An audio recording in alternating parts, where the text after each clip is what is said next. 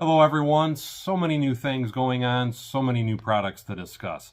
I know a lot of people are kind of disappointed because I'm not posting a lot of build videos lately. And that's quite simply because I don't have a lot of time to even work on builds.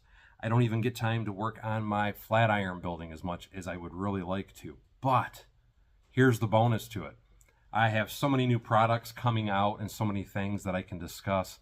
And I want to touch on a few of those real quick right now. First, let me say this because I'm getting a lot of questions about the 9-volt train motor that I started to work on shortly before Christmas of last year. I put that on the back burner, and part of the reason that I put that on the back burner is quite simply the costs of trying to make this a reality were starting to seem unrealistic.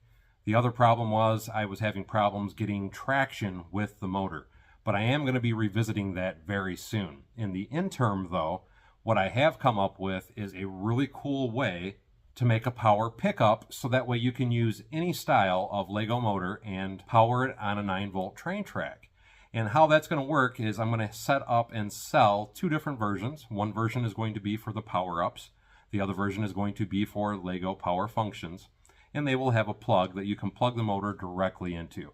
And there's going to be more products coming out as I go along with this, but I'm really happy to be able to offer this hopefully in the next 2 months. Part of the holdup on releasing that particular product is I am having certain parts manufactured and other parts I'm just going to have to end up making myself, and then I'm going to be doing my own assembly because I'm going to be offering this as a limited time product just to see if it even sells and if it's something that people are interested in. This way it gets the product out, released to the public, so I can see if there's really a good demand for me to warrant trying to make this a mass-produced item. Another big problem that I have is I am trying to learn a lot of new things so I can make even better products. So for example, I am working on learning how to do 3D printing. I have purchased a 3D printer and it's, let me just say, it's one heck of a learning curve.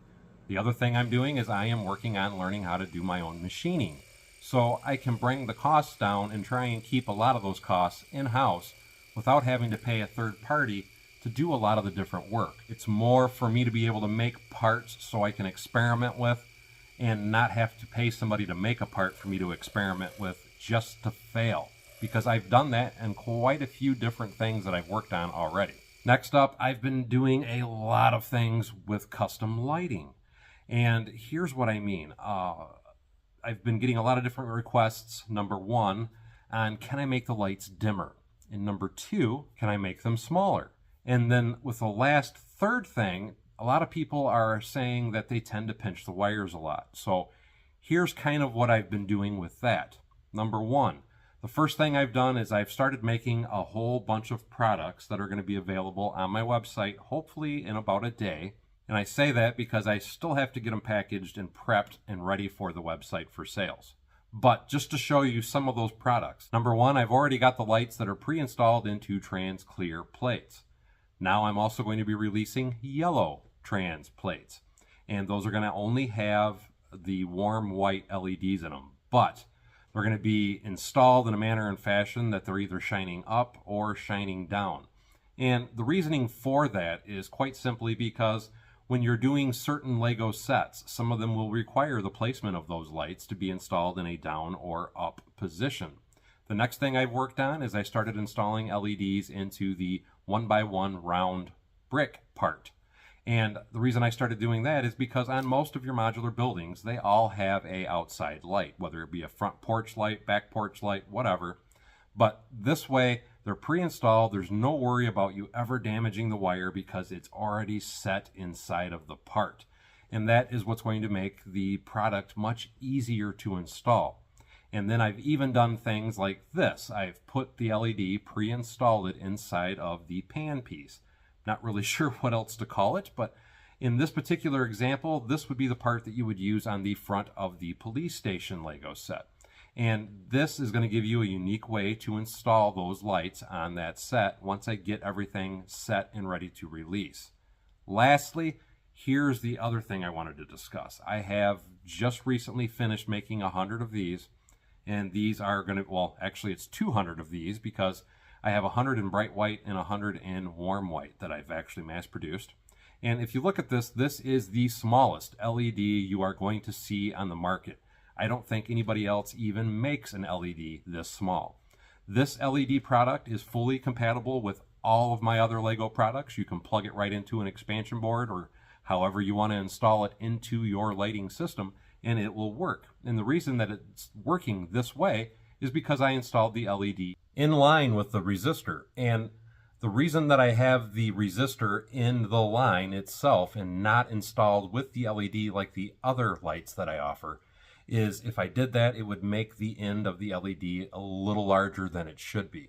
Where this way, it keeps the LED extremely small. You can see that I can simply take this tiny little LED and it will now go places that no other LED has ever been possible. And I can slide it right inside of this telescope part. No drilling, no modifying, nothing. And you can light it up. And again, this and all the other items you should see starting to appear on my website over the next few days after I get some of it packaged and ready to go for shipment for when people buy them. Hopefully at some point I will be able to get back to building and doing other things like that, and I am working on that. Just like me making this video today was quite simply so I can get a video out to talk to you guys and let you kind of know what's going on, because I get a lot of questions behind the scenes asking me where did I go and what am I doing, and I'm still here. It's just I'm very busy doing my lighting products. And I know I'm doing a great job because I am constantly getting awesome feedback from all you guys out there that are buying them. So thank you so much. Now that I've got a lot of these products custom made, like that I'm happy with, I'm going to start trying to get a bunch of different light kits set up and ready for sale for all the different modular buildings. And that's really going to be my focus from here going forward, is simply offering light kits for cars and light kits for the modular buildings.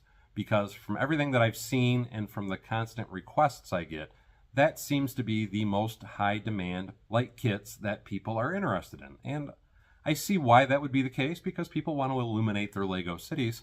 And of course, almost everybody has all the different modular buildings, or at least they have the modular buildings from when they started into the Lego hobby. So to me, this is the best way to try and offer products to people, as my primary focus is trying to teach people how to do the lighting themselves, DIY lighting.